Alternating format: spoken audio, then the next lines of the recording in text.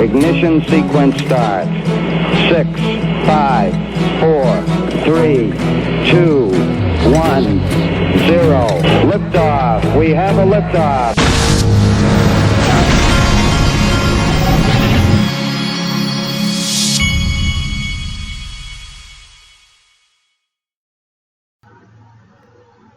Hey everybody, this is the Digital Asset Investor, and I wanted to start this video by thanking not the Digital Asset Investor, but the Digital Commodity Investor. Go follow Anton_Kosman. Looks like he lives in Boca Raton, Florida, Paradise. That's probably where a lot of you XRP holders might retire to when you're mega wealthy, is Boca Raton. It's got some of the nicest beachfront property in the world. That's where a lot of the rich and famous live. But anyway, moving along, I wanted to give the Digital Commodity Investor a shout out because he brought my attention to this tweet by Coinbase. Coinbase, look, the Coinbase haters, I understand that you're all out there. I'm no big Coinbase fan myself, but this isn't information that I can just ignore. I've got to bring this to everyone's attention. That's just the way it works. Coinbase is exploring the addition of 30 plus new digital assets. It's our goal to offer support for all assets that meet our standards and are compliant with local law. They list XRP as one of these digital assets. To me, based on everything I've ever seen, and this tweet came out today, based on everything I've seen since we started talking about Coinbase and them adding XRP, to my knowledge, this is the first time that they have ever specifically mentioned XRP as one of the digital assets that they were thinking about adding. And this is the blog that comes from. They show XRP, and then further down here, and this is interesting, they say towards that end, Coinbase is exploring a broad range of assets which include these. And they include XRP in this, they include Stellar, a couple of the bigger ones, Cardano's in here. The one I mentioned to you the other day, Decentraland, is in here. But anyway, and then further down here, as a context, earlier this year, we made a similar announcement that published our intention to explore 5 new assets, as well as the general class of ERC20 tokens. We've added support for 3 of these assets. In other words, we added support for 3 of the 5 that we told you we were considering a while back. And so now we're telling you we're considering all of these. And so there's a good chance that we'll support 80% of them or so. And so that's what I take from this. And but the important thing to get out of this is the first time to my knowledge that these guys have specifically listed XRP as a digital asset that they are considering adding. Now, also in my opinion, them adding a digital asset means tons less than it used to, and that's their fault. I think they've hurt their company a lot by sitting around and waiting to add the obvious digital assets to their platform. And I think that they have, I've always believed that they have let their philosophical differences about the blockchain industry in general get in the way of smart business decisions. But that's all I'm going to say about Coinbase. Now moving along, I'm about to read you something that I think all of you need to hear on a day like today. And I'm going to read it to you. But this will make your weekend a lot better than it's going to be without you hearing this. And for that reason, I want you to read this, and then I'll tell you where I read it, and you'll be able to pass it around. I'll even put a link in my description because this is important. Okay, and it's a little long, but that's okay. The digital asset investor has time. All right, this is called Why Speculators. Hold on, excuse me.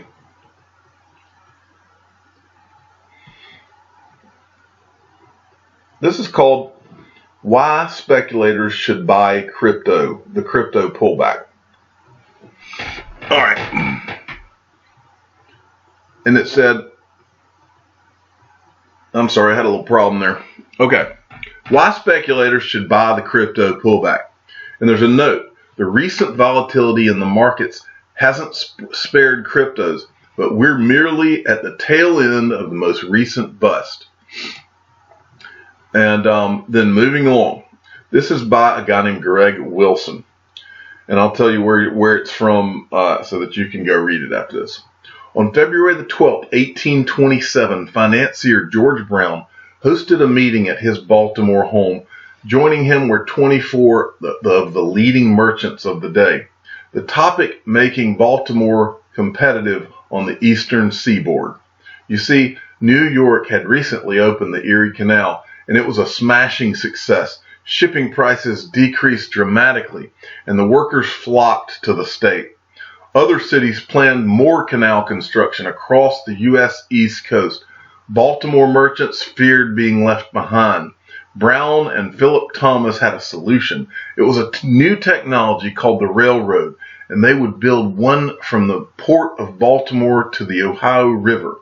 They sold the local merchants on the idea by telling them considerable trade would flow into the state. The merchants agreed. A month later, Brown and Thomas incorporated the Baltimore, Ohio B&O Railroad Company. There's somebody pulling up in my driveway that's about to ruin my video. To finance, maybe they'll pull out. To finance the company, Brown and Thomas held a stock offering. They convinced the public that considerable commerce would flow to the state and raised $3 million in just 12 days. For reference, $3 million in 1827 is worth over $71 million today. It's sad that nearly every resident in Baltimore bought the stock. It's said, I'm sorry, I said it's sad. It's said that nearly every resident in Baltimore bought the stock. And it's important to remember, and this is actually a picture of one of the stocks that I'm looking at here. And it's important to remember that railroads were a revolutionary technology at the time. In fact, B&O, now part of CSX Transportation, was the very first commercial railroad in the United States.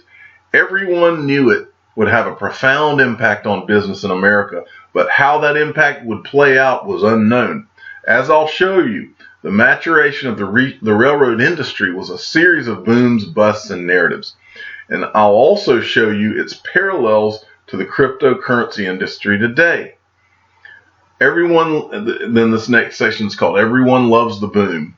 In 1829, the B&O Railroad became the first railroad in the United States to earn passenger and freight revenues. By 1854, it was pulling in annual profit of $2.7 million a year. And remember, B&O started with only $3 million. It wasn't just B&O either. Railways started to spread across the United States, and between 1849 and 1857, the U.S. added over 20,000 railway miles. It was an all-out railway mania. For comparison, the UK's current railway system only has roughly 10,000 miles. Of course, everyone loved the boom, but by 1857, it started to come crashing down. The California gold rush had ended. Britain's war with Russia drained the Bank of England, and foreign financing for America's railroads dried up. It was a disaster for the U.S. economy. Railroad stocks collapsed. Many railway lines had to shut down and lay off thousands of workers. Lots of railroads declared bankruptcy. The collapse spread to the banks that had financed the construction and land for these railroads. Several, like the Ohio Life Insurance Trust Company, failed despite an economy in tatters and falling railroad stock. The railway didn't lie. Instead, the crash acted like a forest fire that cleared out the dead brush and allowed for new growth. And it paved the way for the next boom. The benefits of the railroad were just too good for it to go away. And then the next section is called Speculators Love a Good Bust. By 1859, the panic of 1857 had mostly passed. New entrepreneurs emerged to advance the railroad industry once again. One of them was Gould. he began speculating in small railway securities in 1859, and by 1863 he became the manager of the Rensselaer and Saratoga Railroad. He was always promoting railroads and the telegraph as the future, saying, "I'm interested in the telegraph, for the railroad and telegraph systems go hand in hand, as it were integral parts of a great civilization. And I always bought on the future. That's how I made my money." He was able to sell others on the future as well. At one point in his career, Gould controlled over 10,000 miles of railway in the United States, over 10% of the entire U.S. railway system at the time. But like the first boom, this one ended in a bust as well. After the Civil War, the banking system grew rapidly. Railroads borrowed heavily to finance their operations, and investors rushed into the new innovative stocks of the day, railroads. But eventually a banking crisis in Europe found its way to the States. Financing dried up. Investors started selling their railroad stocks in mass, resulting in the Panic of 1873. You can see the damage done to the railroad stocks. There's a chart they show here. None of the country wasn't spared. All told, over 100 banks failed. Once again, like the first bust, the second paved the way for the next boom. The railroad industry would go on to boom and bust several more times, but it was never the end of the railroad. Each time, the industry came back stronger. In fact, if you avoided the headlines and focused on the long-term growth, the success of the railroad was obvious. Okay, now he tells that story. Then he says, the next title of the next section is How the Crypto Industry is Like the Early Years of the Railroad.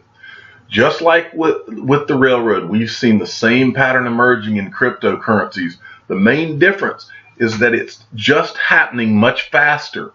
In fact, in the decade that cryptocurrency has been around, we've already seen 4 booms and busts. 2011, after rallying 10,500%, Bitcoin went from $32 to $2, down 94%.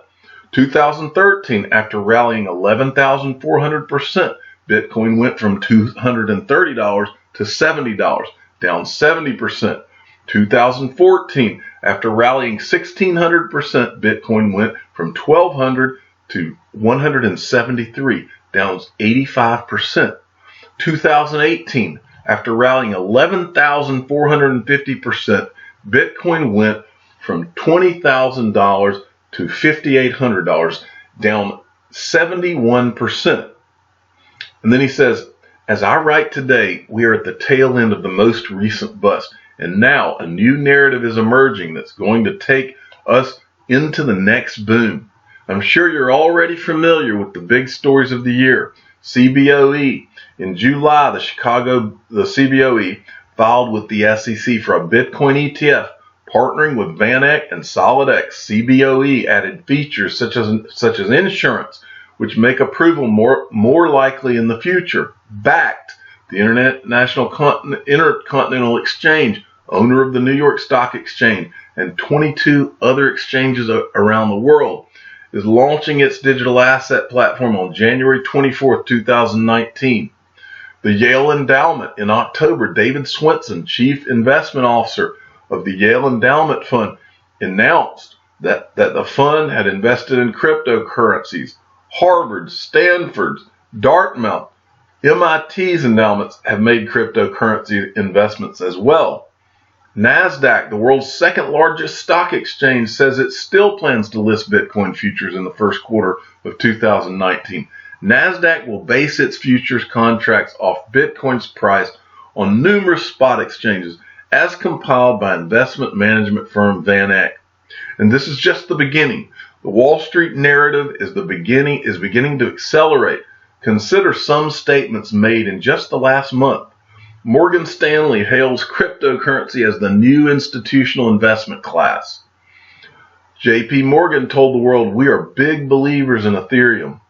And crypto venture capital firm Grayscale Investments announced it's seeing record levels of interest among institutional investors, despite the price slump in crypto. And the final title is What's Next? And he says, like the railroad, the next boom, the next crypto boom will open up new opportunities. And we've unearthed, okay. And so anyway, it ends there. Now that I just read to you, if you want to go read, they have several good articles. That's from the Palm Beach Research Group that does the investment research newsletter out of Palm Beach. And so I guess the digital commodity investor is down that way as well. Well, I thought it was important to read that to you, and that's by a guy named Greg Wilson. I thought it was important to read that to you because that's the best thing I've read in a while to put things in perspective. Everything's about to change for you and for me as long as we hold and or buy. And that is what the digital asset investor will be doing. I continue to do it. I buy every single week. As I have every 100, 200 bucks that I have extra laying around is buying digital assets. And that is because I know what is about to happen.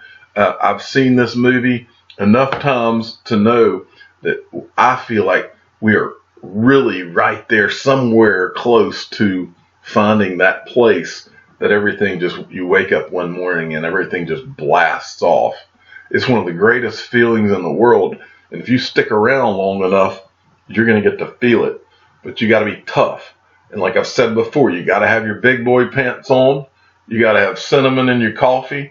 And you got to man up and just relax and understand that markets are cyclical and this is how it works. And it doesn't matter how great the new technology is. Markets work like this. This is how they operate. They go up and down. But this time's different. The down might be a little rougher this time, and I believe that it's rougher this time only because of how big the introduction by Wall Street of a new asset class for the first time in hundreds of years is. I'm the digital asset investor. I am not an investment advisor. This is for entertainment purposes only. Please subscribe and hit the like button and tell your friends and family that yes, we've been in a bust, but there's a boom inbound. Thanks for listening.